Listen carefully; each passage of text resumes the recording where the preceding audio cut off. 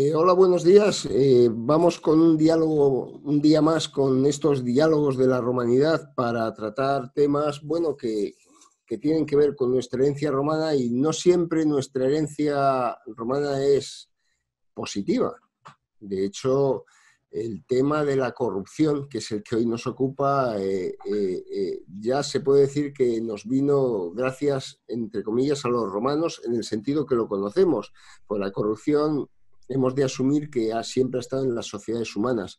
Pero los romanos, que fueron una sociedad que se vieron un poco empujadas a la conquista de medio mundo por ellos conocidos, pues tuvieron unos graves problemas de corrupción y de hecho al principio se consideraba como algo parte del sistema y que estaba incluso integrada, pero después poco a poco, según la visión, y esto me gustaría que lo tratásemos en el debate de hoy, cuando los pueblos conquistados fueron siendo considerados parte del orbe romano, progresivamente los propios ciudadanos romanos trataron de combatir esa corrupción. Entonces, para hoy, pues bueno, estamos pues los cofundadores del Día de la Romanidad, que tenemos a Federico Romero, tenemos a Pedro Villanueva, un servidor, y tenemos al autor de Somos Romanos, Paco Álvarez, que bueno, vamos a iniciar un diálogo en el cual van a participar después pues un montón de invitados que tenemos aquí presentes, aunque ahora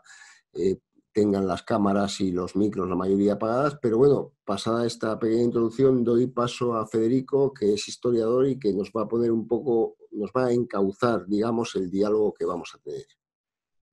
Pues muchísimas gracias, León. Antes que nada, saludar a todos, agradecer la gran cantidad de invitados a creo que es nuestro sexto vídeo ya de Diálogos de la Romanidad, como a nuestro ponente, a Paco Álvarez, el autor de Todos Somos Romanos, un libro con el que francamente disfruté muchísimo y que reseñé.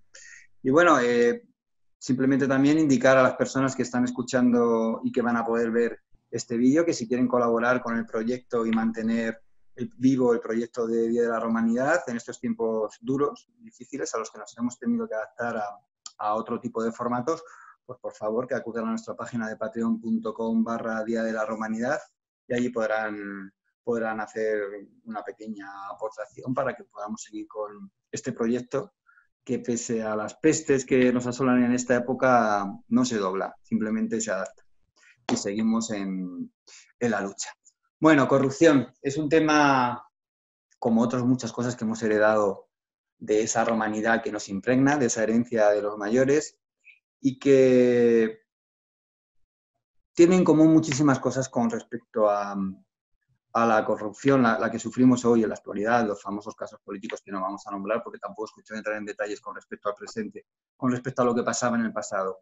En el pasado había corrupción a la hora de otorgar las contratas para la construcción de calzadas o de viaductos o de acueductos o de proveer el ejército. Había corrupción en cuanto a que se manipulaban las elecciones, había corrupción en cuanto a que se malversaba el dinero público, había corrupción en cuanto a que los jueces se vendían o dictaban y fallaban en función de quién era el acusado. Las formas de corrupción eran tan variadas como ahora. Como siempre he dicho, prácticamente quitando Internet, los romanos ya lo habían inventado todo. Y la corrupción en todas sus variadas formas ya estaban inventadas. Entonces, por aportar algo, que realmente el que nos va a hablar los que nos van a hablar de esto son Paco Álvarez y León y Pedro, yo solo voy a hacer una breve introducción. Por aportar algo, me dio por investigar como historiador un poquito hasta qué punto era grave ese problema en la sociedad romana. ¿Cómo podemos ver esto? Pues como en muchas otras cosas, por la cantidad de leyes que se elaboran para combatir ese problema. Y la verdad es que me sorprendió muchísimo porque ya desde la República se manifiesta que el tema de la corrupción es un problema que está ahí, pero de una manera permanente y constante, y que se hacen continuas legislaciones al respecto. He tenido que tomar notas porque eran muchas las leyes que había al respecto. Y la primera con la que me topo es con la Lex Calpurnia. Esta estamos hablando del 149 a.C., se promulga precisamente a raíz de un escándalo de corrupción muy grande que hubo con Servio Sulpicio Galba, que fue gobernador de la Lusitania, y a raíz del destrozo que hizo en la provincia y de lo esquilmada que la dejó, pues se emite esta ley. Esta ley que, a ver, no nos confundamos. Inicialmente, y esto mantendrá un carácter, aunque a lo largo del tiempo se irán endureciendo las diferentes legislaciones que vayamos viendo, son leyes muy suaves, es decir, son tribunales de senadores de la clase senatorial que juzgan a otro senador y al que le aplican castigos muy suaves. En este caso, en esta primera ley de la República que conocemos específica con respecto a la corrupción, el delito, si era aprobado, la pena que conllevaba era devolverlo robado. Es decir, el riesgo que se corría, aparte de la dignitas, era bastante escaso, porque ni siquiera contemplaba el exilio. Entonces, lo que sí que se empiezan a establecer son tribunales especiales y fijos, que se llamaban quaestionis perpetuaes, que lo que hacen es investigar todas las malas prácticas de los gobernadores provinciales, que era uno de los puestos más dados a este rapiña, porque eran anuales, la persona que iba a la provincia lo que hacía era esquilmar su provincia todo lo que podía para volver con el máximo dinero posible que le permitiera seguir en su cursus honorum, progresando. Entonces, bueno, lo que sí que también se va viendo a lo largo de las legislaciones que se van promulgando y del avance de la historia es cómo se van tipificando los delitos en el derecho latino. Entonces nos encontramos, por ejemplo, con el crimen maiestatis, que es el abuso de poder por parte de senadores y magistrados. Luego está también el crimen peculatus, que es la malversación de fondos públicos por parte de funcionarios. Luego tenemos, por ejemplo, también el crimen ambitus, que es la corrupción electoral. Es decir, se van estipulando de una manera concreta cuáles son los tipos delictivos. Aún así, el problema no se combate. Estoy hablando de que la ley anterior, la ley Cornelia, era del 149 a.C. La nueva ley que surge es en el 123 a.C., que es la ley Acilia. En esta ley ya lo que hacen es incrementar las penas y las endurecen. Terriblemente. ¿Sabéis cuál es la pena a la que se juzga a los culpables? Doblas. Tienes que doblar lo que te has robado. Ese es lo duro que era la ley. ¿Veis? Son leyes que son muy suaves y tribunales que son muy suaves porque fundamentalmente son senadores juzgando a otros senadores de su propia clase. Senadores que a lo mejor el día de mañana van a estar en el puesto del juzgado porque van a ir a otra provincia a robar todo lo que puedan para seguir aspirando y su cursus honorum a ir creciendo. Como el problema no se resolvía, pues seguimos avanzando y al año siguiente surge la Lex Sempronia. Y al año en el 111 a.C., es decir, 10 años después, poco más de 10 años después, la ley Servilia. Siguen poco a poco incrementando las penas, pero realmente siguen siendo mínimas. Por ejemplo, estas dos leyes lo único que suponen con respecto a las anteriores es que a los considerados culpables se les priva de sus derechos políticos, que ya es algo, pero considerando la dureza de la época y de los códigos penales que se aplicaban a otros delitos, os fijáis, los delitos de corrupción estaban, por desgracia como en el presente, muy poco castigados. Bueno, pues ya nos ponemos en el año 91. En el año 91, gracias a la Lex Livia, se impone una corte especial para los juicios, con jueces, contra los jueces corruptos, que empieza a ser un problema de verdad cada vez más insistente y que empieza a aparecer ya en casi todas las leyes. Los jueces que se venden. La verdad es que es un peligro muy grande, porque cuando la corrupción entra en la justicia, todo el sistema se viene abajo, ya que es uno de los sistemas, es uno de los pilares de cualquier tipo de Estado, ¿no? Sila, que sigue viendo el problema y pensar que es una persona que se llevó a la mitad de la clase senatorial y ecuestre por delante, por considerarlo rival políticamente, también aumentó las condenas contra el tema de los jueces corruptos. El propio Julio César, que una ley de cientos de artículos que también trataba de combatir este problema, ya eso sí aumentó el importe de las multas, incluyó el destierro para los corruptos, que era una medida que en casos muy excepcionales como el de Belles, por ejemplo, pues nunca se había utilizado. En fin, lo que no os quiero aburrir contándoos un montón de leyes, simplemente las he enumerado para que veáis cómo a lo largo del tiempo se suceden los códigos legales porque el problema persiste. Es el mejor indicativo de que el problema persiste. ¿Por qué persiste el problema de la corrupción en Roma y por qué persiste en cierto modo en nuestra sociedad? Porque Roma realmente tenía un sistema de funcionamiento social y político clientelar. Es decir, si tú basas tu poder en la influencia para darle puestos, favores, dinero a tus clientes, realmente las bases de ese poder, en cierto modo, son corruptas. Lo que sorprende es que esa corrupción se mantuviera a un nivel que permitiera el expansionismo, que permitiera el mantenimiento de un imperio como el Imperio Romano, ya tanto en la República como luego ya con su siguiente manera, durante tantos siglos. Es lo que sorprende, es decir, siempre se mantuvo en unos límites, nunca fue tan rampante como muchas de las fuentes denuncian, pero sí que era consustancial al sistema y lo impregnaba desde arriba. Así que nada más, sin nada más, doy paso a Paco, que es quien realmente ha venido a hablar aquí, y agradecer vuestra asistencia. De verdad, muchísimas gracias por estar aquí. Paco, todo tuyo. Muy buenas. Hola, hola a todos. Bueno, es un placer y es un honor estar aquí en esta compañía tan buena y hablando de cosas romanas, como bueno, estar entre amigos, aunque sea para hablar de corrupción, siempre es bueno, ¿no? Entonces, bueno, Federico ya has repasado pues prácticamente todas las leyes y todo lo demás, pero yo quería aportar un punto de vista distinto, un poco por tocar las narices, que es, el punto de vista es el siguiente. Evidentemente, en Roma, en la República y en el Imperio, era un sistema en el que había corrupción. Y la prueba, como tú muy bien has dicho, es la cantidad de leyes, año tras año, década tras década, que había que hacer para intentar limitar esta corrupción.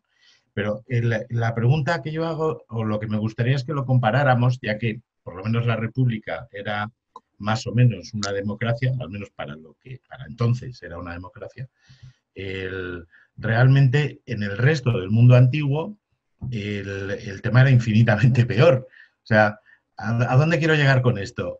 Creo que muchas veces consideramos que el sistema romano era un sistema corrupto porque tenemos noticias de los juicios que se hicieron a los corruptos y porque tenemos noticias de leyes que defendían a los administrados, cosa que del resto de los, digamos, imperios, reinos, etcétera, etcétera, no tenemos ni idea. O sea, quiero decir, si el sátrapa de turno se quedaba con toda la pasta de sus administrados, no tenemos constancia porque nadie lo dejó escrito, porque no fue juzgado, porque no había ninguna ley que estuviera en contra de eso, ¿no?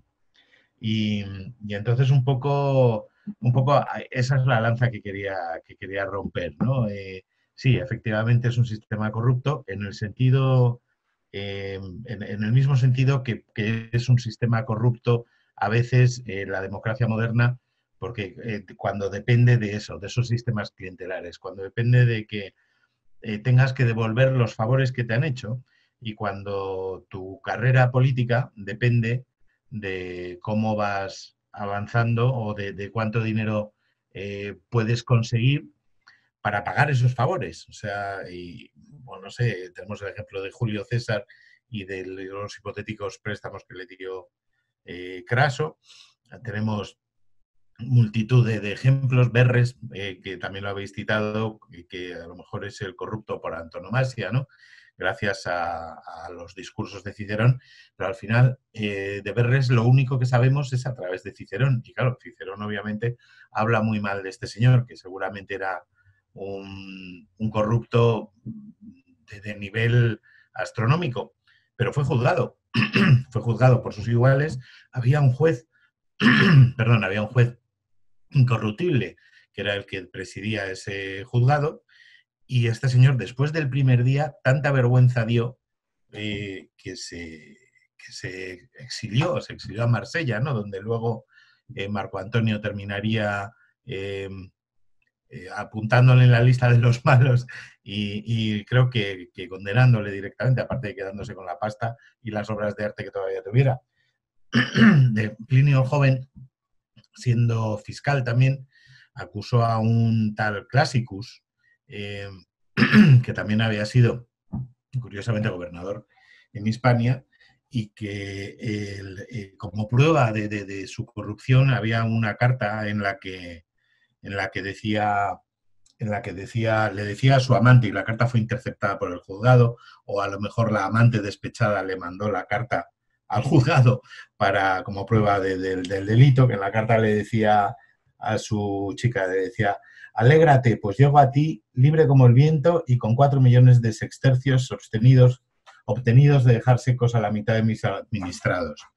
O sea, Y claro, evidentemente con esta situación, pues lo pillaron y lo juzgaron y lo condenaron. O sea, quiero decir, no tenemos noticias de que esto haya ocurrido en ninguna otra civilización antigua. Entonces, pues yo creo que todas las novedades y todo lo que leemos sobre la corrupción en Roma a veces me recuerda a eso, cuando se dice si las ínsulas se caían mucho o si el, las cenas eran pantagruélicas o si se la pasaban de orgía en orgía. Al final, obviamente, como todos los que estáis aquí sabéis, mejor que yo, lo que sobrevive son las noticias. Y las noticias son noticias, porque son novedades, porque son distintas a lo normal. Y entonces yo creo que por eso tenemos tantas noticias sobre corrupción. Evidentemente, eso no quita que, como todos los sistemas antiguos y muchos modernos, la corrupción fuera parte del funcionamiento del Estado. Hasta el punto de que estaba tan imbricado que, como bien ha dicho Federico, no, ese nivel de corrupción no fue suficiente nunca para derribar ni el imperialismo ni el armazón de todo el Estado, ¿no?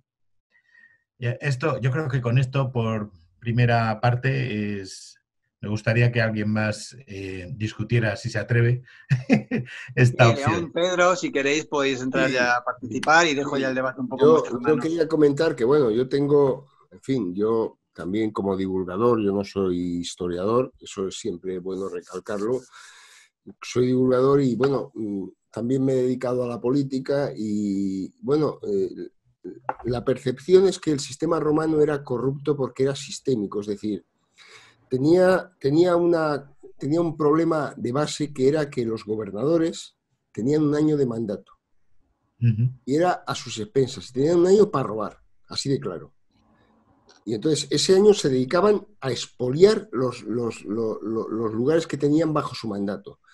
Y claro, luego llegaba el siguiente y tenía un año para expoliar. Y claro, eso provocaba rebeliones y rebeliones y rebeliones, hasta que no se cambió el sistema, porque claro, una cosa era que había gobernadores que, digamos, ganaban dinero y otros que saqueaban sin control. De hecho, por ejemplo, Julio César era un tipo que, aunque también se llevó lo suyo porque llegó a España arruinado y salió con pasta, pero salió con los beneplácitos de la población, pero otros eran los verdaderos saqueadores. Entonces, Hispania, que era, según parece, según los filólogos, que son los especialistas a los que debemos dejar estas cosas, la palabra España viene de tierra de los metales. Es que era un lugar donde era considerado de metales preciosos, pero claro, los expolios de gobernadores también les costaba. Hay que recordar, y eso es algo que no está suficientemente en la historia, un 30%, un tercio, más de un 30% de los pretores que estuvieron en Hispania murieron en batalla con los indígenas. Uh -huh. Los indígenas eran muy belicosos y además se rebelaban porque les expoliaban. Entonces, a mí lo que me interesa desde el punto de vista de historia política es que poco a poco los romanos, que entraron en España por la guerra con los cartagineses, incluso estuvieron a punto de evacuarla, porque no sabían qué hacer con esto, poco a poco pasaron de la visión de territorio conquistado, donde la gente llega y hace lo que le da la gana, a parte de Roma. Y entonces van desarrollando leyes, van desarrollando tribunales contra los expolios, los abusos. De hecho, uno de los triunfos de Julio César es que él se apoya en los ciudadanos romanos de origen, digamos, indígena. Por ejemplo, en el Balbo español, en el Balbo hispano, español no existen todavía, en el Balbo galo, y dicta leyes para evitar el expolio, porque claro, las provincias no se desarrollan si el crear riqueza te puede costar incluso la vida, porque llega el gobernador de turno a expoliarte. Entonces, es un proceso político y a veces nos olvidamos de que Roma son más de 1000 años. Entonces, no podemos pensar lo mismo de la Roma del siglo III antes de Cristo que de la Roma del siglo II después de Cristo, que esto es algo que se nos está olvidando muchas veces. Parece que Roma es un ente abstracto que es intemporal, no lo es. Es que imaginaos, comparaos vosotros con los españoles del siglo XVI. Pues probablemente somos más parecidos a los turcos de Estambul que a los murcianos del siglo XVI. Es así de claro. Pues con los romanos pasa lo mismo. Entonces, lo que ha dicho tanto Paco como Federico es procedente en el sentido de que tenemos que considerar todo esto un proceso evolutivo hacia un estado cada vez más civilizado donde los vencidos pasan de ser eso, vencidos, a ser parte del Imperio Romano con más o menos derechos, porque no olvidemos, y con esto acabo, que son los romanos, que tienen muchos defectos, pero son los primeros que dictan leyes para peregrinos. Es decir, tú por el hecho de no ser ciudadano romano, eso no da derecho a los ciudadanos romanos a robarte impunemente, así de claro. Así es, sí. Eso en otras culturas no existe. En otras culturas existe la hospitalidad donde tú estás amparado por alguien de un clan que va a tomar venganza si te hacen algo malo. Pero que se dicten leyes para proteger a los que no son ciudadanos, no son romanos, eso es algo que debe estar, de hecho, debía estar grabado en bronce dentro de los anales de los avances de la humanidad. Sí, sí, Y después subrayado. paso Sí. a otro porque yo, como he sido político, digo que voy a ser breve y me alargo minutos y minutos. Yo quería añadir que lo que ha dicho, lo que acabas de decir tú, es precisamente en la primera ley de la que tenemos constancia, la que ha citado Federico, la Lex Calpurnia, es precisamente, o sea, en el 149 antes de Cristo, en el siglo II antes de Cristo, ya se hace un juzgado que sea directamente para defender a los peregrinos, a los extranjeros, lo cual eso efectivamente habla de que aunque la República era todo lo corrupta que podía ser, pues sí había esa intención de civilizarse, o sea, Claro, evidentemente. quería subrayar lo que decías. Es la vieja diatriba, y vamos a dar paso a otros ponentes, entre qué es mejor, que no haya ley o que haya una ley mala. Pero una ley mala al menos dice que tiene que haber ley sobre un tema. Es verdad que el tribunal este de repetundis normalmente salían absueltos todos granujas y, como ha dicho Federico, si salían condenados, todo lo más tenían que devolver lo robado, que es absurdo. Porque entonces robar es beneficioso, porque es como la ley contra el peso falso del pan. Si te condenan solo a devolver lo que has robado, pues bueno, pues en el peor de los casos te quedas como si hubieras sido honrado. Pero bueno, fue un principio de ley y lo que tenemos que tener en cuenta es que la civilización romana al menos empezó a legislar sobre ese tema que en otros casos, pues efectivamente ni se contemplaba. Eso es lo que tenemos que darnos de positivo sin pensar que Roma era o sea, ninguno de nosotros hubiera querido vivir en la Roma del siglo I después de Cristo, sí, claro. Pero comparado con lo que había alrededor, pues en fin, era relativamente garantista. Y vamos a dar paso. Por favor, abrid micro quien quiere intervenir, porque esto se supone que es un debate libre tras esta pequeña introducción. Bueno, pues si me dejáis un poco dar una pincelada un poco más moderna, ¿no? Me toca la faceta, aunque estoy aquí con Día de la Romanidad, a lo mejor seguramente, pero muy fijo, sé menos que nadie de tema de Roma. Pero bueno, dentro de lo que también me tocó estudiar y chapar en esas universidades de las de antes, las que sí que te daban mucha caña y no contaban tanto los créditos monetarios, pues sí que hice políticas y bueno, hay que tener en cuenta que Roma funda o pone sobre el papel las bases de las que hoy vamos, estamos todos y marcan nuestras vidas, ¿no? Yo creo que un poco la corrupción, muchas veces hablan de otro tipo de profesión que fue la primera que hubo. Yo creo que casi la de corrupción fue pareja a una primera profesión. Y quisiera diferenciar dos tipos de corrupción, ¿no? Porque siempre tendemos a pensar que la corrupción es política, ¿no? Pero también hay una corrupción social que casi va a la par de la política. Si nos fijamos, países del sur de Europa que tienen más nivel de corrupción, pues también socialmente la picaresca está asimilada también con esa corrupción política.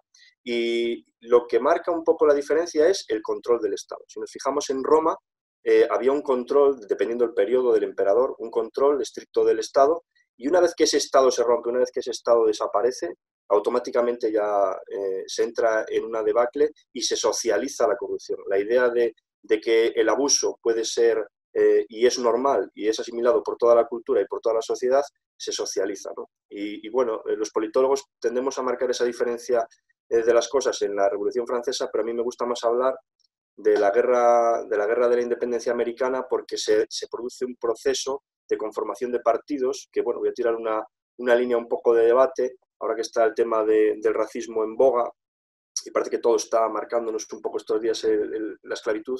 Pensemos que el Partido Demócrata americano en un principio apoyó la esclavitud. O sea, fijémonos cómo van desarrollándose esos partidos políticos y un Partido Demócrata que hoy es el defensor de ir en contra de ese racismo, esa esclavitud, ¿no? Y sin embargo en un primer momento apoyaba a los esclavistas. Con ello, nada, no voy a alargarme mucho más.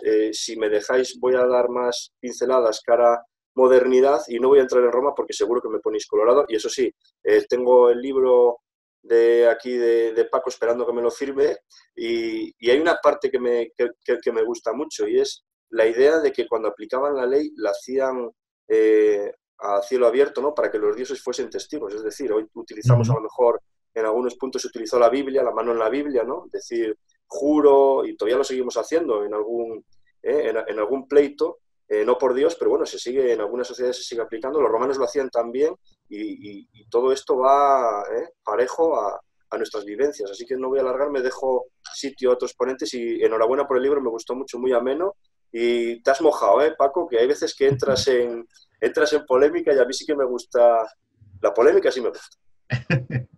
Muchas gracias. Sí, se hacían los juicios, se hacían al aire libre para que lo vieran los dioses y también porque eran un espectáculo, evidentemente. O sea, quiero decir, era ver a Hortensio, ¿no? O a Cicerón, pues imagínate, joder, lo que pagaríamos por estar ahí y ver un discurso de esos, ¿no? También los partidos que comentaba anteriormente, si nos fijamos, hemos perdido un poco el rumbo. Yo creo que tenemos un problema y tendrá que salir alguien especial, ¿no? Que marque un poco una nueva ideología, una nueva idea de la concepción de las cosas, medio ambiente, globalización ya se queda hasta atrasado. Pensemos en los partidos, ¿no? Ahora mismo tenemos los partidos de clase, los partidos que hacían esa lucha entre las clases, ¿no? Han cambiado y esos partidos de izquierda hoy son partidos les llaman ya de titulados, élites tituladas. ¿Cómo ha cambiado la lucha de clases en los partidos de izquierda hacia la lucha de titulados? Es un cambio radical. Me imagino que en Roma las facciones también estarían marcadas, aunque no sea derechas e izquierdas, seguro que había seguidores de una tendencia y de otra, como en todas. Sí, hombre, hay gente más capacitada que yo para hablar de eso, pero obviamente estaban los populares y los optimates del final de la República son clásicos, ¿no? O sea que los optimates son los buenos, los mejores de los mejores, que se llamaban a sí mismos, que eran los conservadores, evidentemente, y los populares, que eran los más demagogos. No tiene nada que ver con nuestra política ni con nuestros partidos políticos, pero evidentemente sí había, igual que los conservadores defendían más a la clase senatorial y a los patricios y a las leyes viejas y que no se pudiera juzgar a nadie, a ningún gobernador, los populares sí estaban más abiertos, en teoría, al menos a conseguir el poder a través no de las primeras clases, sino del resto de las clases que has hablado de la lucha de clases. Las clases, como sabes bien, vienen de ahí, de la primera, segunda, tercera y el resto de clases de la República Romana, de la forma en la que se votaba, ¿no? O sea que, pero vamos, más gente, más madera. Adelante, ¿alguien quiere intervenir? Yo quiero decir, por ejemplo, que, bueno, hablamos de Cicerón, pero, por ejemplo, Cicerón es un tipo bastante sobrevalorado, porque Cicerón, sus discursos están escritos a posteriori. Por ejemplo, Milón, que era el jefe de las bandas en Roma, lo que ha dicho Paco, se enfrentaban se enfrentaban los populares y los optimates, y se enfrentaban literalmente, es decir, en el Senado se enfrentaban dialécticamente, pero en las calles se enfrentaban bandas de matones al servicio de unos y de otros. Entonces, eran todos, pasó un poco por contextualizar como con la Revolución Rusa. Los apellidos de la Revolución Rusa, la mayor parte son gente de buena familia, que no han encontrado hueco en el viejo régimen y pretenden encontrarlo en un nuevo régimen. Bueno, pues los populares no eran gente salida del pueblo, eran gente de pasta que buscaba el apoyo de las clases bajas. Y en ese sentido, por ejemplo, Clodio, que se llamaba Claudio y cambió su nombre para por el habla popular, era el jefe de las bandas de matones al servicio de los populares. Y Milón era el jefe de las bandas al servicio de los optimates, que eran la gente de pasta. Cuando la banda de Milón mató a Clodio, Clodio fue enjuiciado y de hecho fue desterrado a Marsella. Y tiempo después le escribió una carta a Cicerón acerca de su discurso sobre su alegato, porque Cicerón fue el defensor de Milón y le decía: oye, he leído el alegato que hiciste a mi favor, es una lástima, está de puta madre, por decirlo en lenguaje llano.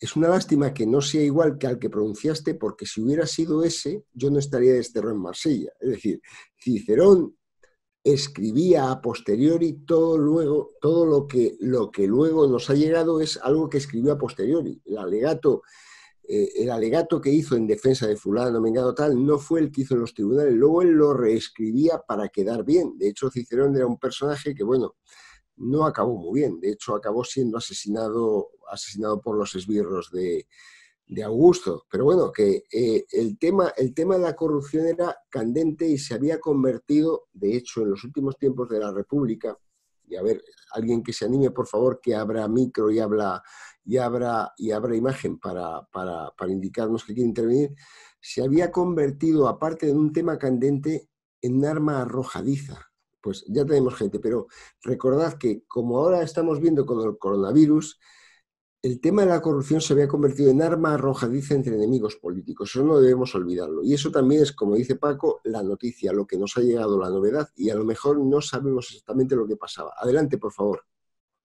¿Se me oye? Sí, sí. Alto y claro. Sí, vale. Yo quería entrar en lo que ha dicho antes Pedro de la corrupción política y social, ¿no? Los políticos de Roma eran romanos. Y el pueblo bajo también era romano. Igual que pasa ahora en nuestra sociedad moderna, los políticos de arriba son un reflejo de la gente de abajo.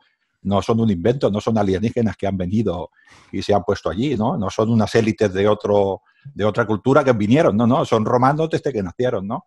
Que quiero decir que este comportamiento que tenían esta gente de durante un tiempo tengo poder y cojo todo lo que puedo para hacerme mi futuro, cuando ya no tenga ese cargo, pasaba también en la gente baja, ¿no? Yo, por ejemplo, que me gusta mucho todo el tema del ejército, el ejército abusaba de la población civil como quería y su motivo era precisamente esto. Mientras yo tenga mis servicios, 6, 16, 20 años, depende de la época, ¿no?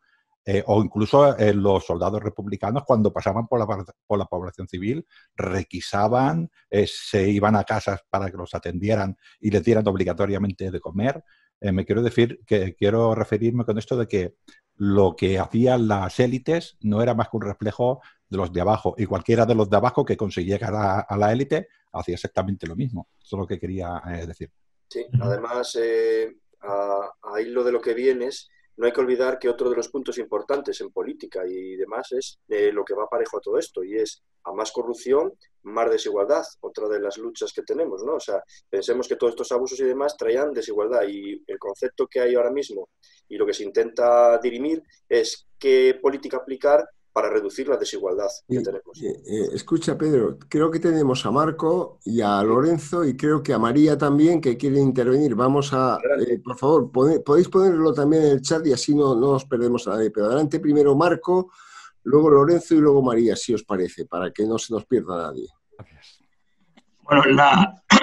Bueno, buenos días.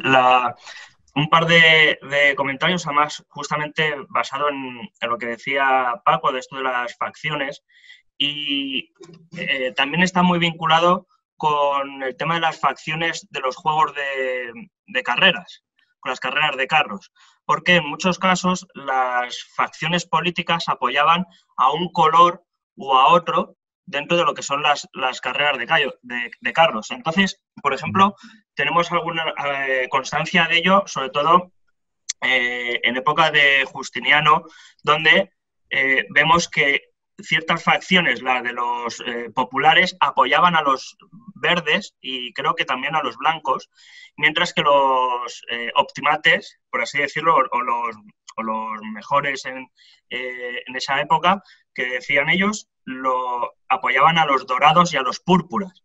Entonces, luego también hubo conflictos entre que el emperador apoyase mejor a la facción de los verdes y a otra facción era, digamos, apoyada por el pueblo. Y entonces hubo conflictos entre lo que decía el emperador y, además, amaños en la carrera también para que ganara precisamente la facción de los verdes, ¿no? Luego una segunda cuestión es que ya me toca un poco más en personal del tema de estudios, es en la corrupción religiosa. El tema en el que vamos a encontrarnos con que aparentemente hay una religión que es muy conservadora, vamos a tener una religión que está estipulada por una serie de normas muy rígidas y que nada se puede salir de esa normativa, pero sin embargo vamos a ver que hay dentro de esa normativa religiosa, que no se nos ha conservado prácticamente en su totalidad, una cierta corrupción basada precisamente, por ejemplo, si nos acordamos, por ejemplo, en la serie Roma, vamos a ver que cuando Julio César le dice al jefe de los augures qué es lo que desayuna tu mujer y demás, y entonces le está comprando el voto o le está comprando digamos, el augurio, ¿no?, a su favor, y vemos como el jefe de los augures hace una señal a su ayudante cuando le va a nombrar y demás, y aparecen las aves, que por cierto van hacia la izquierda, no hacia la derecha en el vídeo, cosa que no sé si es por digamos, ignorancia del director de la serie o por quedar bien por imagen, ¿no? Pero vemos que también existe ese tipo de corrupción, no solo en época de Julio César, sino también en época del Principado. Y vamos a ver cómo también en muchos sacrificios, algunos de los que van a ser nombrados para un cargo político, su ritual va a ser interrumpido voluntariamente por otro, ¿sabes? Haciendo, por ejemplo, poniendo en escena una rata o un topillo para que hiciera algún ruido o que alguien del público gritara o tosiera o lo que sea a propósito, pagado por una de las facciones contrarias, porque así nos han llegado los textos y de hecho en mi tesis doctoral lo pongo en ello, aparece como que entonces ese tipo de corrupción también, ¿no? Esa forma de interrumpir por unas facciones, unas luchas de facción política utilizando el sacrificio para interrumpir el nombramiento de político de un personaje de la otra facción, ¿no? Entonces es algo que también va intrínseco en el aspecto religioso. Muy bien. Lorenzo, por favor, y luego María. Brevemente, 4 cositas a 30 segundos cada uno, dar un resultado de 2 minutitos. No he escrito mal. Lo primero... No hay problema. Gracias. Lo primero, estoy rodeado de gigantes y entonces, por favor, de aquí todos sabéis más que yo, así que es un honor y una responsabilidad, como se decía antes cuando se empezaba un discurso. 2 cositas. Muy de acuerdo con... Bueno, creo que fue Petronio que dijo algo como ¿qué pueden hacer las leyes cuando hay dinero por medio? Lo debió decir de otra manera mejor, siempre corregirme si me equivoco, ¿vale? Porque además era arbiter elegantorum, no sé si lo he dicho bien, y debía dar zascas como puños, ¿no? Pues esa es la base. Entonces, la tentación de hacer paralelismos entre Roma, cualquier mundo y el actual es inevitable, pero centrémonos en el pasado.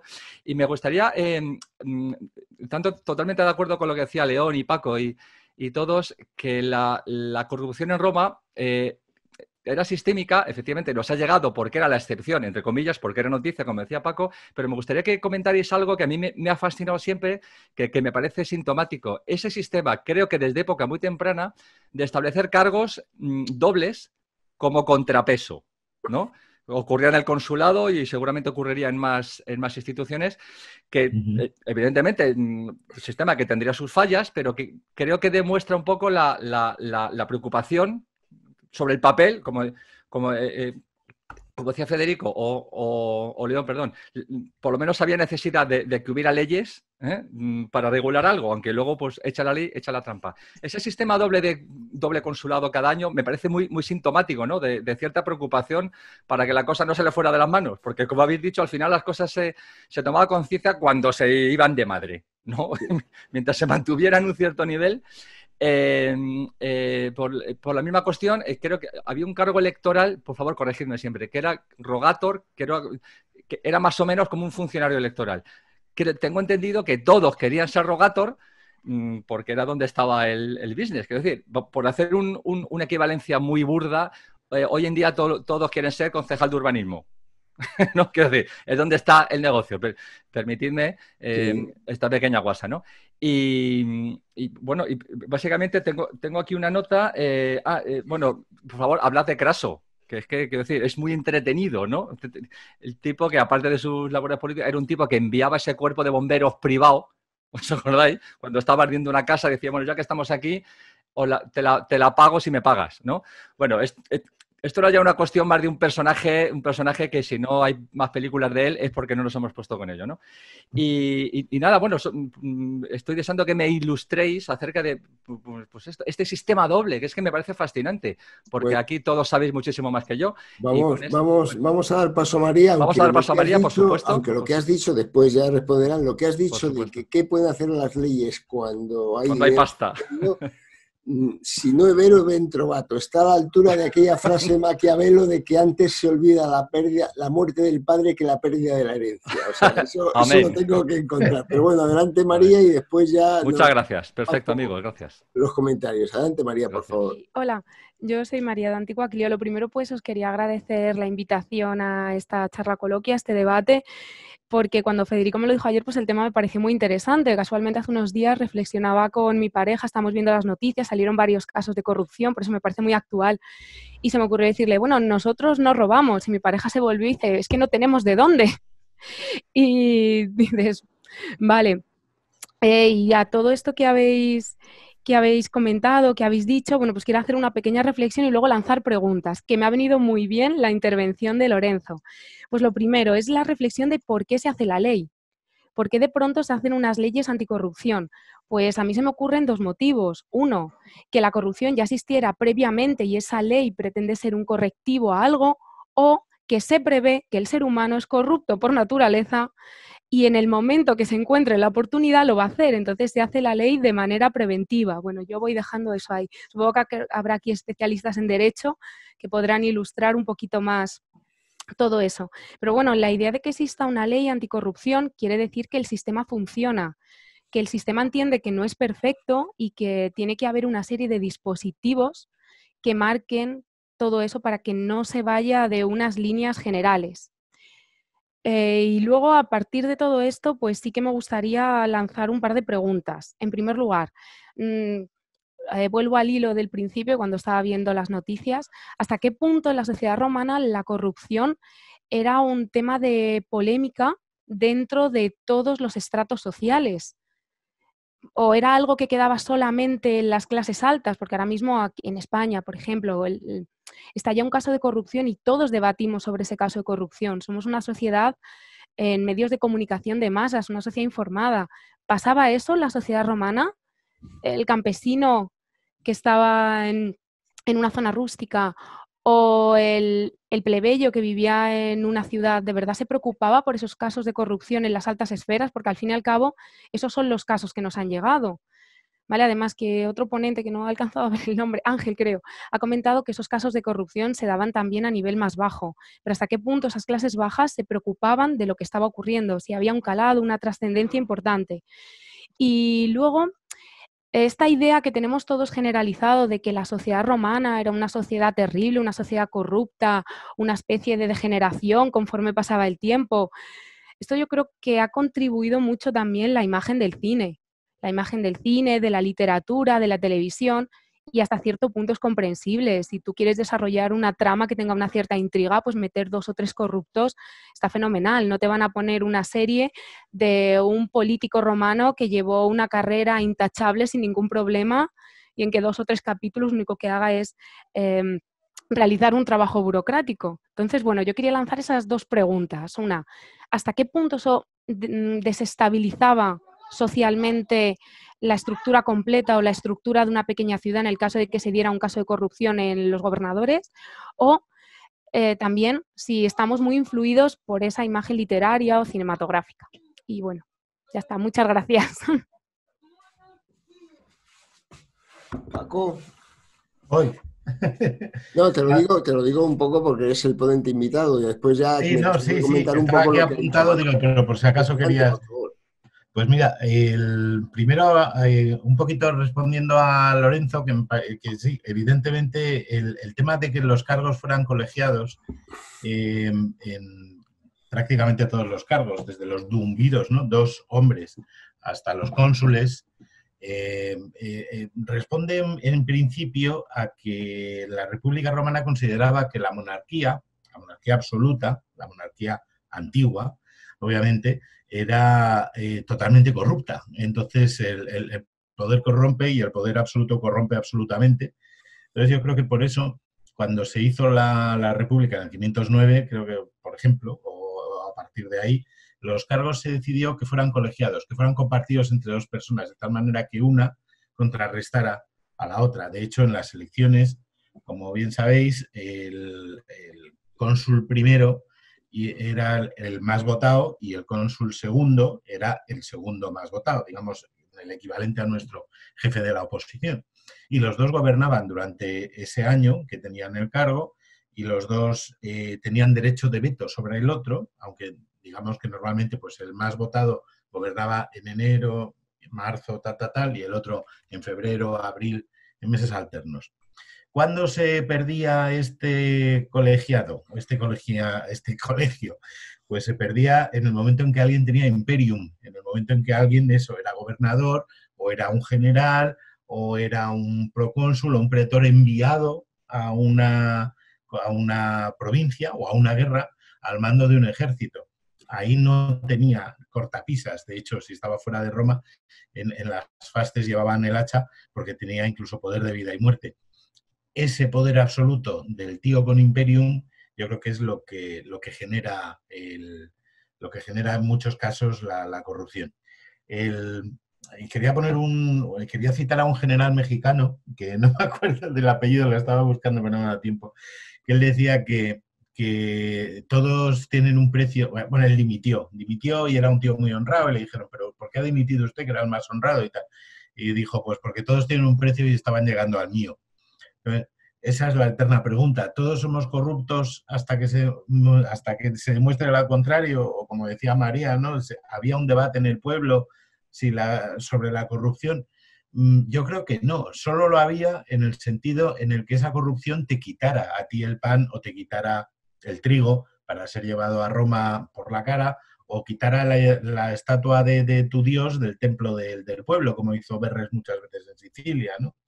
Y las leyes municipales, por ejemplo, que hay muchas muy buenas conservadas aquí en el Museo Arqueológico Nacional, una de las exclusiones que dicen en las que la patria potestas no funciona o queda anulada es que el hijo que sea duumviro no tiene que atender a lo que le diga a su padre. O sea, quiero decir, si el padre le dice, oye, recalifícame este terrenito porque voy a poner tal cosa, el hijo se puede negar mientras esté ejerciendo el cargo. O sea que sí, las leyes, también volviendo a lo que decía María, yo creo que las leyes surgen, a lo mejor surgen, y lo sabes tú mejor, León, cuando los gaditanos se van a Roma a pedir que dejen, por favor, de enviarles gobernadores, porque cada vez que llega uno lo único que hace es esquilmarles. Y entonces, a partir de ahí, la República, que está construyendo a la vez su imperio, digamos, ultramarino, se ve en la necesidad de decir, oye, es que sí, tenemos que hacer algo para que sobrevivan, ¿no? Sí, mira, vamos a ver, eso que has dicho es muy interesante porque realmente lo que hay entre los romanos es acuerdos. Efectivamente, cuando Cornelio Balbo va a Roma, una de sus misiones es conseguir un acuerdo mejor para Cádiz con los romanos, pero esos son acuerdos. Lo que ha dicho María es capital, es decir, el Imperio Romano es terrible, pero es que la sociedad humana desde nuestro punto de vista es terrible hasta el 1860 y tantos, cuando caen los viejos regímenes. Es decir, La sociedad donde todos los humanos somos iguales, que es lo que es una de las bases de nuestra sociedad, tiene siglo y pico, no tiene más. Los romanos son una sociedad desigualitaria como todas las que existieron hasta el 1880 y tantos, creo, cuando caen los viejos regímenes. Entonces, dentro de los viejos regímenes, donde hay una desigualdad, la sociedad romana es, dentro de lo terrible que es para nuestros ojos, no es la peor porque al menos concede estatutos y leyes para la relación de todos los estamentos. No es una sociedad donde el estamento bajo no tiene ninguna ley. A la gente no se la puede matar, violar, asesinar, despojar impunemente. Eso es algo que en algunos regímenes despóticos ni siquiera existe. La gente de clase baja no tiene ningún derecho. Entre los romanos, el derecho romano, que para mí, que vengo de ciencias, aunque sea escritor, es un tema que me apasiona porque es muy matemática, es decir, ellos establecen nada de lo que ahora hablan de perspectivas, no, ellos son muy matemáticos. Hay un hecho y entonces hay acciones, hay excepciones, es decir, ha sucedido un delito, bueno, pues puede haber agravantes, puede haber atenuantes y puede haber eximentes. Por ejemplo, en el caso de un homicidio hay una eximente de miedo. Si alguien entra en tu casa y tú le pegas una cuchillada, bueno, pues que estás de noche, ha entrado alguien en tu casa, eso es una eximente.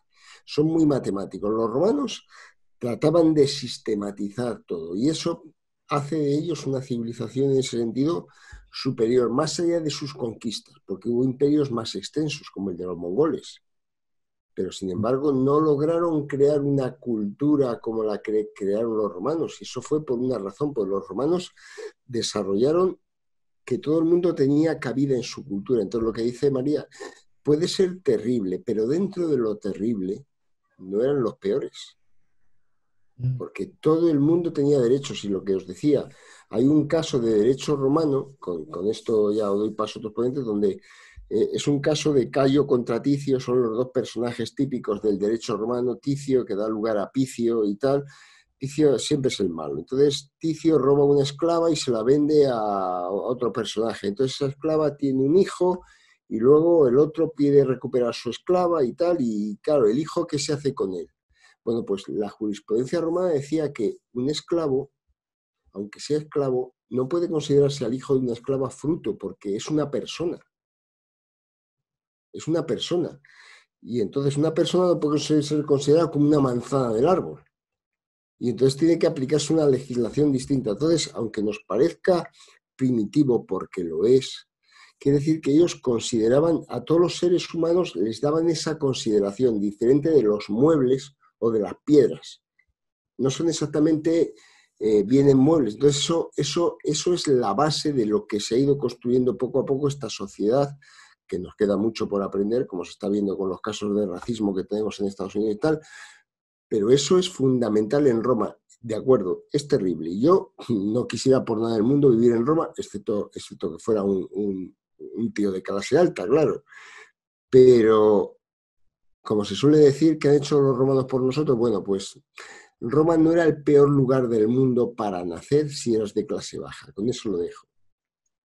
Sí, y si me dejas apuntar una cosilla, Leo, me parece muy interesante y quisiera una reflexión, ¿no? Hoy en día, lo que comentaba bien María de los medios de comunicación, de los más media, pensemos esa Roma, ¿no? Que esa opinión pública sí que tenía un valor importante porque intentaban distraerlos con juegos de gladiadores, con las carreras que comentaba Marco Almansa, los colores diferenciados, y hoy lo hacen, pues bueno, pues marcándonos otras pautas, otras con el fútbol, o poniéndonos las noticias colocadas de una manera en un orden determinado. La opinión pública tenía muchísima importancia y el que estaba gobernando estaba claro que le interesaba que la opinión pública fuese corriente a favor suya, o sea que no lo contrario, simplemente esa reflexión.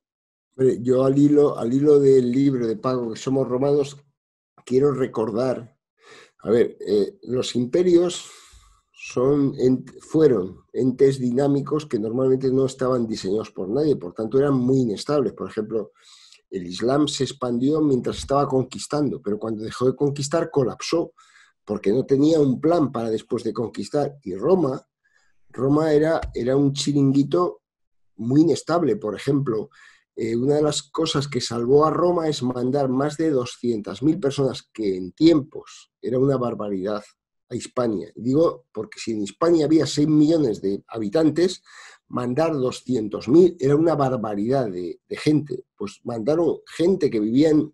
La gente iba perdiendo sus propiedades por toda Italia y se iba a Roma y vivía de subsidios, del pan y el circo. Entonces, en un momento dado, pues César y compañía mandaron 200.000 personas, se calcula, a España. Eso es una barbaridad.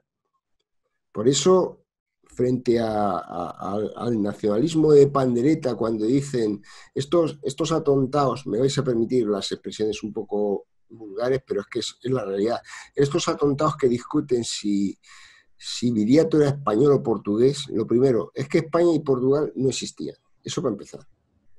Pero lo segundo es que nosotros somos tan descendientes de los secuaces de Viriato como de los tíos que se lo cargaron. Y de otros muchos, porque somos sociedades dinámicas. Entonces, cuando yo, que soy de la meseta, decimos somos celtíberos, bueno, eso es una expresión patatera. Yo no soy celtíbero, este esencialismo de decir porque piso el mismo suelo que pisaron otros, soy esos otros, es como los ingleses que dicen ser descendientes del rey Arturo. Hombre, tú eres descendiente de los que se cargaron al rey Pero Arturo. muy floja. ¿Sabes?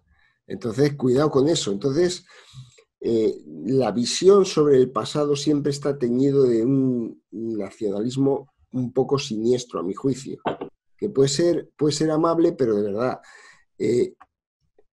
los romanos no eran una sociedad en la que quisiéramos vivir, pero insisto, a mi juicio, y ahora aquí hay gente con más mimbres que yo, son el sustento, en cierta forma, sobre el que fuimos construyendo una sociedad mejor a la que hemos llegado ahora, precisamente por su énfasis en el predominio de las leyes que, de acuerdo, las vulneraban ellos mismos, pero sobre esas leyes fuimos construyendo una sociedad que después, a través de la Edad Media, la Edad Moderna y tal, hemos llegado a ello, y la verdad tenemos una sociedad, pues bueno, que es bastante mejor que la que tenían ellos.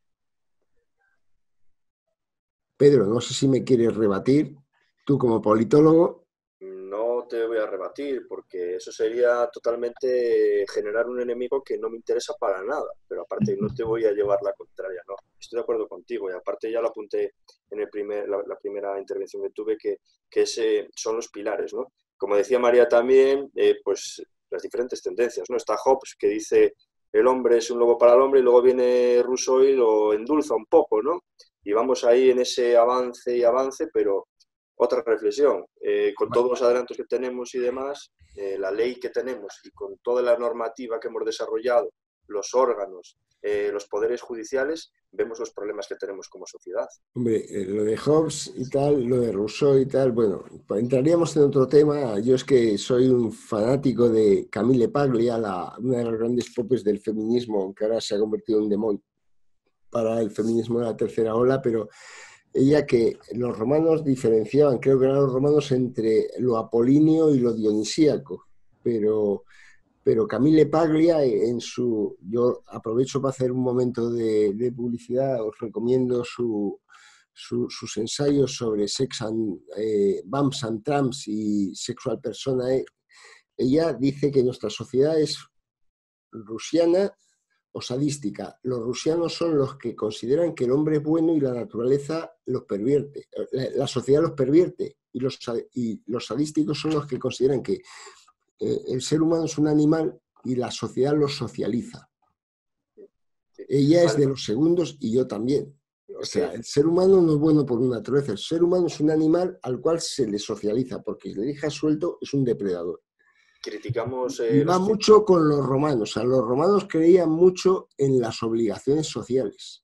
Claro, las obligaciones que olvidamos muchas veces, y pensemos que criticamos a la sociedad romana como mala o como la ponemos en la peor faceta, y si nos vamos a algo actual, que hablábamos del racismo y demás, Haití, cuando hace la Revolución Negra, la Revolución de los Negros, pues se distancia de Francia, Francia le permite esa revolución, pero es que Haití siguió pagando la deuda con los esclavistas hasta 1965. Y Francia calla, y es una sociedad actual, y han callado sobre ese hecho que es tan negro como pueda ser cualquiera de los que había en la sociedad romana.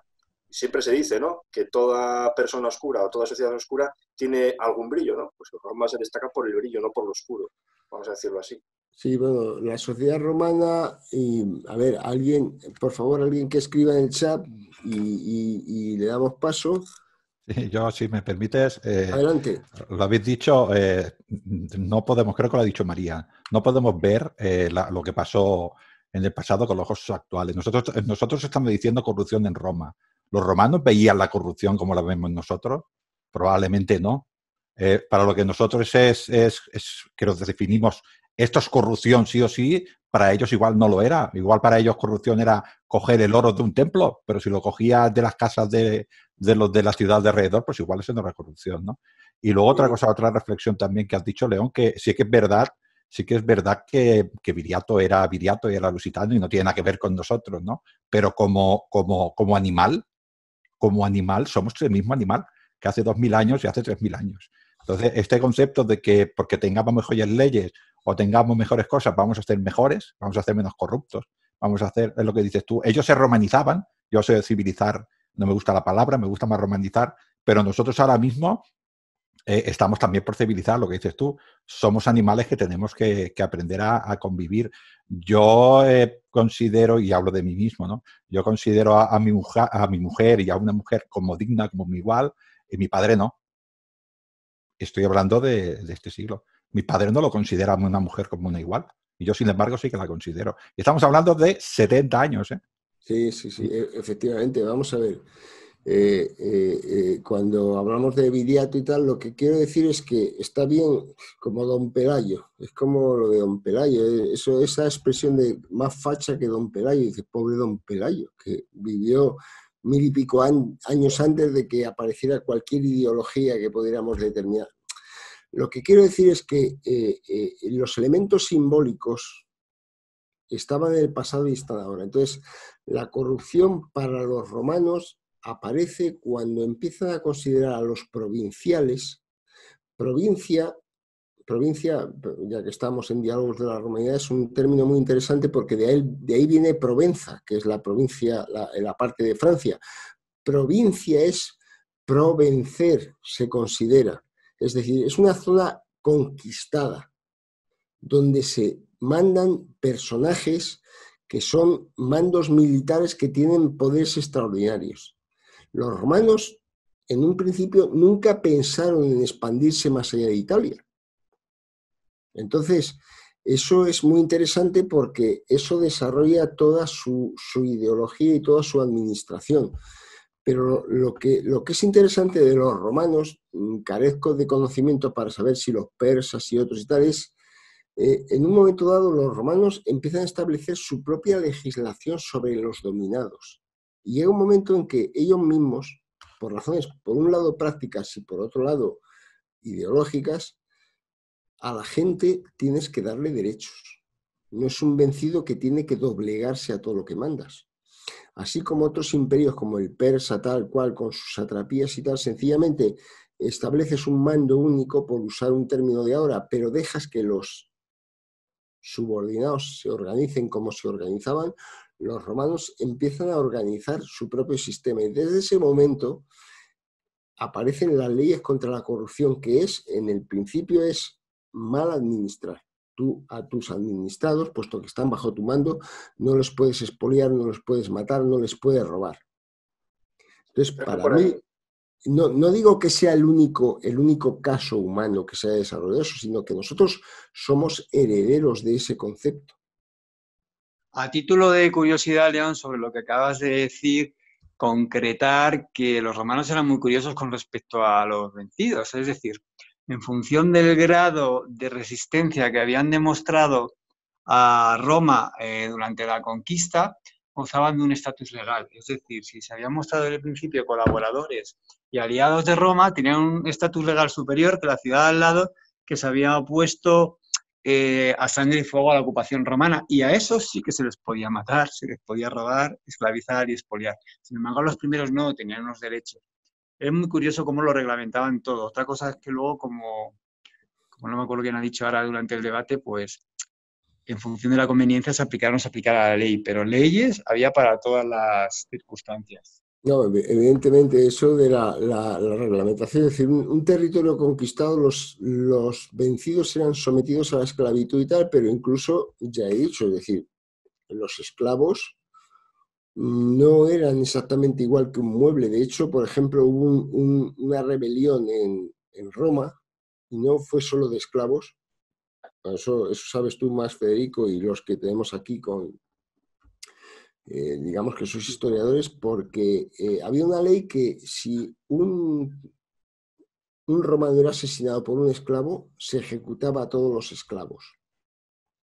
Sin embargo, hubo pues un tío enloquecido, asesinó a su amo, y la verdad es que hubo una rebelión en Roma para impedir que mataran a todos los esclavos de su casa. Es decir, los esclavos no eran considerados exactamente muebles, eran considerados personas. Volvemos a lo mismo.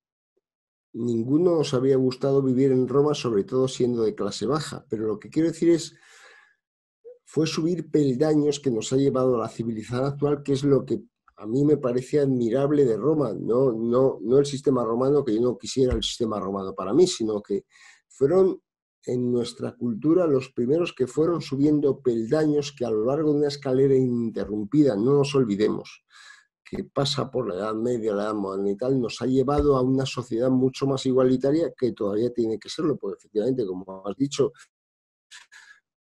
pues yo fui jefe de mesa en las primeras elecciones aquí democráticas, y me dio un tío con 2 votos porque él decía que votaba por su mujer porque la mujer era del hombre. Y dije, mira, a mí no me toques las narices, tío. Si no viene tu mujer, tú no metes la papeleta. Y me da igual, no voy a discutir contigo. O sea, entonces quiero decir que efectivamente tenemos mucho que evolucionar, y quizás dentro de 2 siglos pensarán que nosotros somos unos cutres como nosotros pensamos de los romanos. Pero tenemos que pensar que somos parte de un peldaño evolutivo mental, y eso es lo que tenemos que reconocer a los romanos, que iniciaron los primeros peldaños de esa, o al menos a mi juicio, que iniciaron los primeros peldaños de esa escalera que nos han llevado a lo que somos, que es una sociedad, pues, a nuestro juicio, más igualitaria, mucho más justa y tal y cual, pero sin embargo sin glorificar a los romanos, que desde luego, en fin, pues yo no compartiríamos mesa con ellos, excepto para vernos el vino excelente que fabricaban. Creo que hay por Tanto ahí... para lo bueno como para lo malo nos marcaron el camino. Eso es, fueron los predecesores. Adelante, creo que María quiere hablar. Sí, eso quiero decir, que hay por ahí gente con preguntas. José, Sí, José R. creo que está primero, y luego María, y luego Juanma. Adelante, por favor. José, vale. María y Juanma. Hola a todos. Yo estoy contentísimo de tener a gente como vosotros que sabe tantísimas cosas del mundo, porque yo de verdad conozco una mínima parte y no creo que nadie sea capaz de conocer Roma en toda su amplitud y en todos sus aspectos. Entonces, yo ha habido algo que cuando se ha llegado a hablar sobre el tema de la igualdad, de la sociedad igualitaria, yo pienso que es que desde el Paleolítico, y aún así pongo en duda que fuera una sociedad igualitaria, ha existido ninguna sociedad ni ninguna revolución que haya llevado a una sociedad igualitaria. En el momento que el hombre empieza a expandirse, a tener propiedades, creo que a partir de ahí empieza la corrupción, y un imperio no se puede crear sin corrupción. La legislación romana, la que nos ha llegado, yo creo que simplemente era la forma de ordenar los casos que daban un desprestigio al imperio o a la república sobre la forma en que se robaba. Pero evidentemente alguien no se hace imperio, ni conquista, ni gana quedándose en su casa y no aprovechándose de otros pueblos a los que somete porque piensa que son inferiores o porque piensa simplemente que es su derecho de nacimiento, el ser imperio. Ya no tengo nada más que decir, ¿eh? No, has dicho muchísimas cosas en poco espacio de tiempo, José, o sea que, vamos, totalmente así. Además, lo que dices de la propiedad es un problema, ¿no? Si nos fijamos mismamente en el tema de impuestos y demás, ¿no? Porque la corrupción no solamente era robar, sino dar favores, ¿no? Digámoslo así. También era un tipo de corrupción, pero el tema de los impuestos, pensemos que en el periodo después de la Segunda Guerra Mundial a lo que es 1990, se aplicaba a las fortunas unos impuestos de un 80 o 90%. Y ahora mismo se está aplicando un 20 o un 30%. O sea que... Lo que nos dicen los historiadores, los antropólogos, es que antes de la sedentarización, es decir, de la agricultura, todo esto no existe. Es decir, es que cuando uno es nómada, es un cazador-recolector, a cuestas puede llevar lo que puede llevar, y no son muchos kilos. La propiedad y la posibilidad de corrupción aparece con la sedentarización, pero por una cuestión práctica. Yo, ¿cómo voy a corromper? Si no me puedo llevar a cuestas terreno, no me puedo llevar a cuestas árboles. Entonces, cuando aparece la sedentarización, aparece la sociedad que tenemos ahora. Y efectivamente, la corrupción, el tráfico de influencias y tal aparece después. Pero bueno, ya estamos sobre la una, vamos a dar paso a María y después a Juanma y tal, y vamos para ya ir en la cuesta de ir cerrando, pero tampoco esto se nos haga de 3 horas. Adelante, María, por favor. Hola, gracias. Perdón. A ver, yo quería hacer una reflexión un poquito al hilo de lo que han dicho León y Pedro. A ver, efectivamente, la sociedad romana no la podemos mirar con los ojos de la sociedad actual. Hay todo un recorrido evolutivo, por lo menos en la política y en lo cultural. Pero no podemos negar, y ya ahí retomo la idea del libro de Paco de Somos Romanos, de que nuestra sociedad y las desigualdades que tenemos ahora sí que están basadas en la herencia que tenemos de Roma. Retomo, cuando a finales del siglo XVIII y principios del XIX se dan esas revoluciones liberales que acaban con el antiguo régimen, ellos tienen en mente la idea de Roma. De hecho, en el arte se produce el neoclasicismo. Es esa idea de volver a Roma una y otra vez, hasta el punto de que a la Cámara Alta nosotros la seguimos llamando Senado y no tienen nada que ver una con otra. Entonces, cuando surgen esas revoluciones liberales de las que sí somos herederos directos, surgen en una sociedad desigual. Evidentemente se acaba con el antiguo régimen, pero eso implica, en un principio se intenta vender la idea de que hay derechos para todos, pero no, para todos no, sino para el grupo que ha iniciado ese cambio, que es el grupo de la burguesía enriquecida, es decir, una élite. Bueno, así por lo menos lo veo yo, porque yo qué sé, Pedro creo que había hablado de Estados Unidos, que es la primera, es anterior a la Revolución Francesa. Creo recordar, perdón porque estoy tirando de memoria, 1776, cuando el motín del té de Boston. Entonces, ellos la inician porque no tienen representación en el Parlamento inglés, se consideran que no están representados. Pero ¿quiénes son los padres de esa libertad?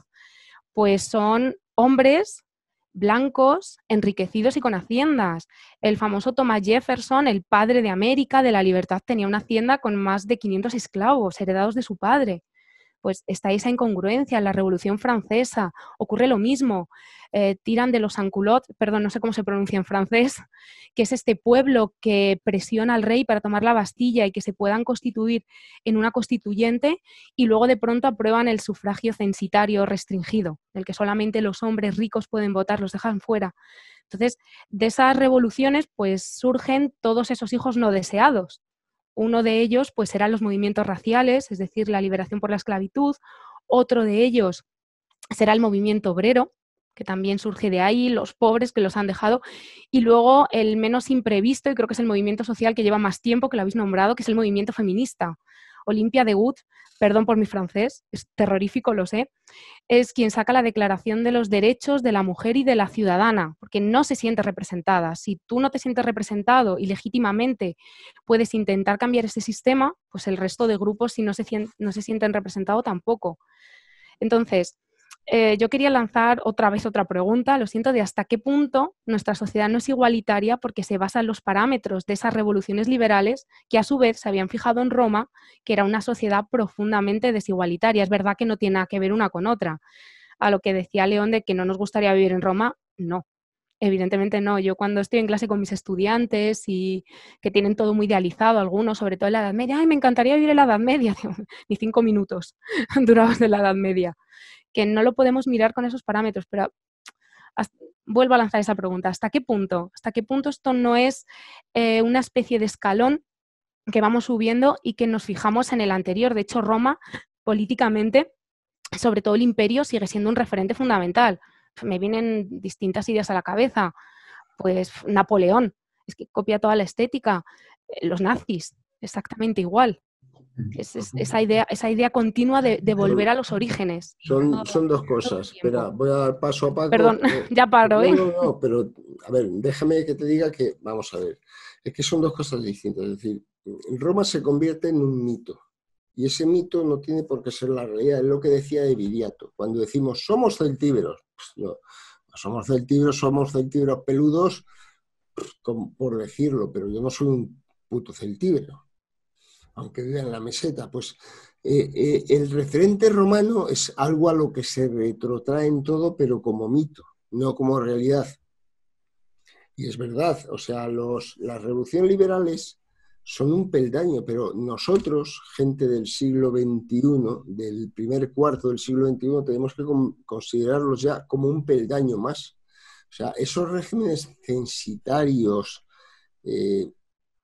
tenemos que considerarlos un peldaño. Entonces, lo que tenemos que dar el valor a Roma es que de repente crean una ideología distinta, donde todo el mundo, que quizás no es la única cultura que la crea, pero crea esa ideología de que todo el mundo tiene que tener una ley.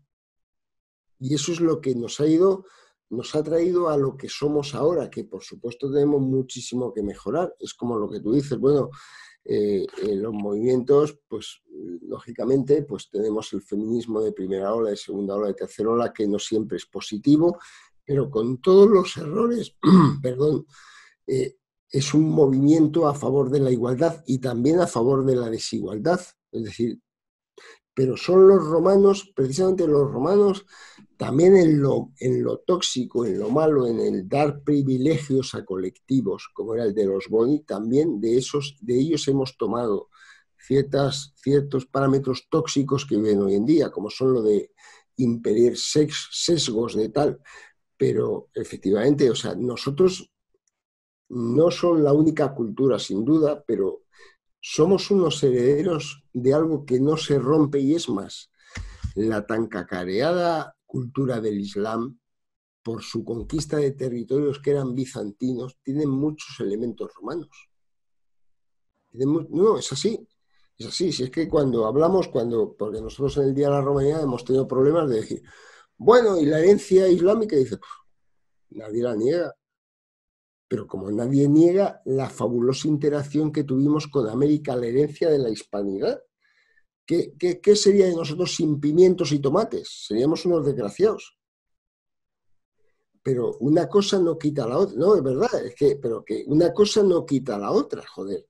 Entonces, nosotros tenemos una herencia cultural y lógica de los romanos que ha seguido a través de la Edad Media hasta llegar a nosotros, que efectivamente llega, y esa tendencia cada vez más a la igualdad, con todos los errores, con todas las despistes y tal, y efectivamente yo creo que, personalmente, está ahí. A lo mejor alguien debiera hacer un estudio al respecto. Juanma tenía una pregunta también por ahí. Sí, no, tenemos más personas, tenemos a Juanma, y tenemos a Paco, y tenemos a Diana, y luego a Ángel. Juanma. Bueno, yo quería hacer un par de reflexiones y una pregunta. La primera reflexión es que hemos hablado mucho de la corrupción en las provincias, de los gobernadores y tal. ¿Creéis que el intento de Augusto de dividir las provincias en provincias senatoriales y provincias imperiales fue un intento de atajar ese tipo de corrupción? Las provincias imperiales eran las más estrategias, por ejemplo, Egipto, ¿no? La segunda cosa era que hemos hablado de la corrupción en las provincias, pero también en el corazón de Roma existía corrupción a muchísimos niveles, ¿no? Y incluso a un nivel de poner una cañería en el acueducto para llevar tú el agua a tu propiedad, ¿no? Cosas de ese tipo, ¿no? Y en tercer lugar, hubo un momento en el que los emperadores dejaron de apoyarse para gobernar en senadores y empezaron a apoyarse en libertos. ¿Eso es un intento de atajar la corrupción o es simplemente por eficiencia? Si quieres te contesto yo, Juanma. El paso de confiar en los libertos realmente estaba también asociado a la sociedad romana, es decir, uno confiaba en su personal. Los senadores cuando eran elegidos para el puesto de edil o de pretor, el personal subalterno que utilizaban eran sus propios esclavos o sus libertos, porque eran las personas de confianza. Pues realmente al final los senadores no eran otra cosa más que otros senadores distintos en un puesto más alto. Lo que hacían era utilizar a sus personas de confianza, más de confianza, que eran sus libertos, porque tenían una relación de toda la vida, que a lo mejor se remontaba a generaciones con esas personas. Y por eso el uso de esos libertos, porque realmente utilizar a un senador te podía traicionar y te podía hacer un roto muy gordo, pero un liberto te lo debía todo a ti. Entonces era más práctico a ese nivel de poder utilizar a un liberto que utilizar a un senador que te podía usurpar el puesto con mucha facilidad, sin encima de dar más poder. No, pero yo no me refiero a los senadores, me refiero a los emperadores. No, Empezaron a dejar de apoyarse... Es que los emperadores provienen de la clase senatorial, realmente Ya. eran senadores llegados al máximo puesto de poder, eran Julios, eran Claudios, eran... Ya, pero por ejemplo Claudio se cargó de un plumazo todo lo que había antes y empezó a apoyarse en sus libertos. Yo ahí te cuento... También lo hizo Augusto, que fue el que empezó todo. Lo que pasa es que es menos conocido, lo hizo César, lo hizo Tiberio también. O sea, aunque poco a poco fueron quitándole peso al Senado. Te cuento que la división entre provincias, esa división es muy sencilla. Las provincias senatoriales, en la práctica, eso fue una triquiñuela legal. Las provincias senatoriales eran las que estaban pacificadas. Por ejemplo, la Bética era senatorial porque estaba al sur y ya no hacía frontera con pueblos todavía no conquistados. Y con esa triquiñuela le quitaron ejércitos, es decir, las provincias senatoriales no tenían ejércitos, con lo cual Augusto lo que se cargó fue la posibilidad de los senadores de tener tropas para rebelarse, así de claro. Eso fue una triquiñuela legal. Y luego lo que dice Federico, es decir, poco a poco el Senado va perdiendo poder porque lógicamente los senadores son hombres poderosos que tienen sus propias ambiciones. Entonces no tiene mucho sentido contar con un tío que a lo mejor te puede querer quitar el poder. Pero lo de la división entre provincias senatoriales y tal fue eso. Las provincias senatoriales a partir de Augusto no tienen tropas. Y como no tienen tropas, no se pueden rebelar. Fin. Eso es para acabar con una etapa que fue la de final de la República, súper convulsa, donde estaban cada 2 por 3 dándose golpes de Estado. Eso es todo. Creo que teníamos de todas formas, porque ya estamos en la 1:30, llevamos 1:30, teníamos a María. María, Paco... Yo ya he preguntado, vale, era Paco, la misma. Paco y Diana. Paco, por favor. Vale, sí, yo quería hablar un poco hemos hablado mucho de igualdad y todo esto, y evidentemente la civilización romana no era igual. De hecho, llamarle a un ciudadano romano igual a otro, pues a lo mejor le haría ofenderse. Pero sí hay una cosa que, ya que estamos hablando de corrupción y todo eso, que es justo lo contrario, que es lo que a lo mejor genera ese mito o esa idea que apuntaba María y apuntabas tú, León, sobre el eterno retorno, ¿no? O el querer volver a esa madre Roma que realmente no existió, porque era dinámica y no era esa idealización que tenemos. Pero sí ocurre algo que diferencia a Roma de todos los imperios, y digo de todos, en el sentido de que el ciudadano, o bueno, me refiero a cualquier habitante de cualquier provincia del Imperio Romano, puede aspirar y aspira a llegar a ser ciudadano romano, independientemente de dónde haya nacido, independientemente del color que tenga su piel, incluso independientemente de si su padre era un esclavo. Eso yo creo que lo obviamos muchas veces, pero el punto aspiracional que tiene el poder llegar a ser ciudadano, que además es muchas veces premio de magistraturas municipales y todo eso, es un premio tan bueno que a veces para conseguirlo la gente acude a ciertas corruptelas o no. Ha habido casos, entre otros el de Balbo, ¿no? que se le juzgó por si había usurpado el derecho a ser ciudadano romano, pero que me parece que es muy importante y que no lo debemos de olvidar nunca. O sea, Dentro de Roma todos podíamos aspirar a ser ciudadanos. Otra cosa es que fuera súper chungo, súper difícil o lo que fuera. Pero todos, independientemente de cuál fuera nuestra cuna, en todos los sentidos, geográfica y racial. Y yo creo que eso es una de las cosas que ha hecho que Roma siga ahí presente todo el rato. Y luego, Diana pregunta que si en la sociedad femenina existe la corrupción tan a lo bestia. Yo creo que la corrupción no tiene que ver con el sexo, tiene que ver con el poder, o con el dinero, o con la capacidad de creer que puedes hacer algo y que no te pillen. Entonces, en ese sentido, como obviamente solo en los aspectos en los que las mujeres pudieran tener algún tipo de mando, podían alcanzar esa corrupción o esa posibilidad de corrupción. Pero tiene más que ver con el poder y con el dinero que con el sexo. Y ya está, por mi parte.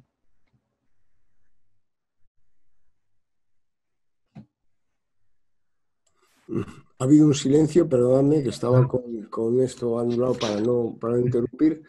Pues si no hay ningún comentario, llevamos hora y media y podemos ir dando por finalizado, si queréis, el comentario o el debate, si no hay nadie más que quiera aportar.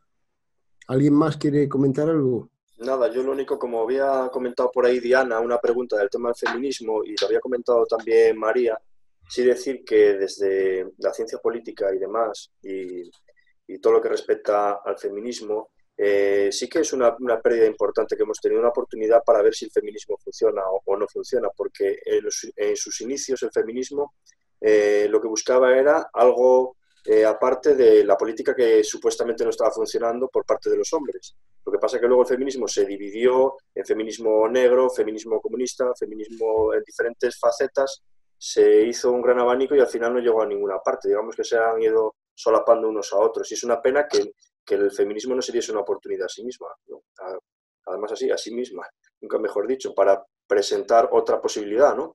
Simplemente esa apreciación y nada. Y luego, eso sí, la pregunta de María necesitaríamos para contestarla 4 o 5 horas de diálogos, ¿eh? Es muy interesante el tema, da para mucho. Muy bien, pues bueno, el tema del feminismo, lógicamente, lo que es el feminismo de primera ola, que se llama, siempre existió, es decir, siempre hubo mujeres que pensaban que por qué coño, con perdón, tenían que ser menos que los hombres por el simple hecho de ser mujeres. Eso estuvo en Roma y estuvo en todos lados. Ya después las formulaciones teóricas, políticas y tal corresponden al 20, al 21. No sé si Lorenzo, ¿querías comentar algo? Perdonad, ¿no? Un poco como has dado un poquito, has abierto la puerta un poco para ir cerrando, yo solo quería de nuevo agradeceros y recordar una cosa que creo que es pertinente siempre. Las viejas virtudes republicanas romanas, ¿no? Coño, que sirvan para algo. A ver, yo es que además, como soy, las que a mí me parecía que necesitaba usar, las tenía en una pizarra. Yo tengo la casa llena de pizarras, como veis, por aquí. Ah, no, que no se ve, la tengo ahí abajo. Bueno, perdona. Yo tenía las virtudes republicanas en una pizarra, ahora las he tenido que borrar porque al final he tenido que apuntar a la lista de la compra, pero reivindiquemos esas viejas virtudes que creo que son pues, sabiduría para siempre, ¿no? Y con todas las excepciones, y como se ha habldo aquí, hemos descubierto que somos los mismos animales de hace 4.000 años, evidentemente, y que las cosas no cambian, pero efectivamente Roma nos ha dado lo que somos, así que quedémonos con lo bueno y no quedemos con lo malo, y yo por mí solo quiero agradeceros el regalo que me habéis hecho de estar aquí. Saludo a los que están por ahí abajo, que no le hemos visto las caras. Y nada, yo solo quería decir eso, perdonadme. ¿Vale? Y gracias a todos, por supuesto. Mejor colofón imposible. Muchas gracias, Lorenzo. Bueno, pues muchas gracias por vuestra asistencia. Esperemos que tengamos más diálogos de la romanidad y nada, pues nos emplazamos a la próxima. Así que muchas gracias a todos y hasta más ver. Gracias a todos y hasta la próxima. Adiós. Muchas gracias. Luego.